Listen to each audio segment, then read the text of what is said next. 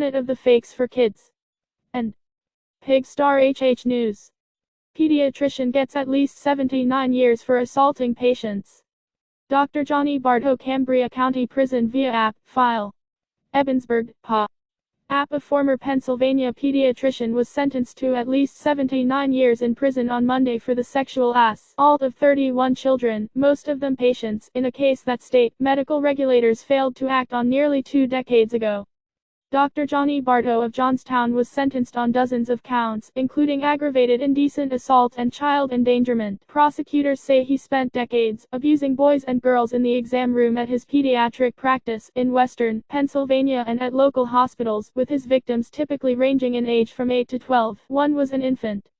19 people gave victim impact statements, both in person and through a prosecutor, describing how Barto caused them to feel hopelessness and despair, caused depression and anxiety, and instilled a fear of doctors. Barto's wife, Linda Barto, was among them. He has been lying to me about everything for all of the 52 years I have known him.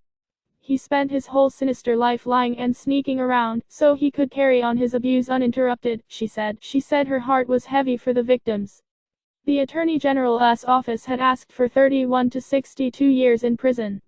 Barto declined to make a statement. He pleaded guilty in December to some counts, and no contest to others. He has been jailed pending sentencing. His lawyer, David Weaver, has said Barto opted to enter pleas, so the healing could begin for his family, his victims, and for himself.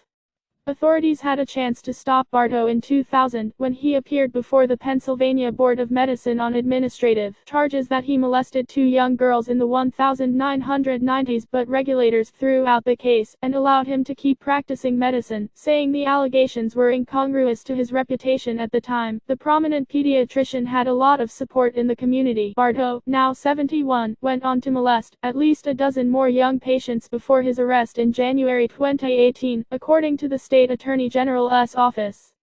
The medical board's 7-2 decision to let him off the hook in 2000 sparked outrage from victims and at least one former board member, Vivian Lowenstein, who had voted to strip Barto of his license, told the Associated Press last year that she was sick about it and that the case was as an example of how Pennsylvania's physician regulators typically looked out for their own. The Pennsylvania Department of State, which provides legal and administrative support to the board and prosecutes administrative cases of doctor misconduct, said last year that the Board of Medicine takes allegations of sexual misconduct by professional licensees very seriously. Regulators have not commented on the board's 2000 decision.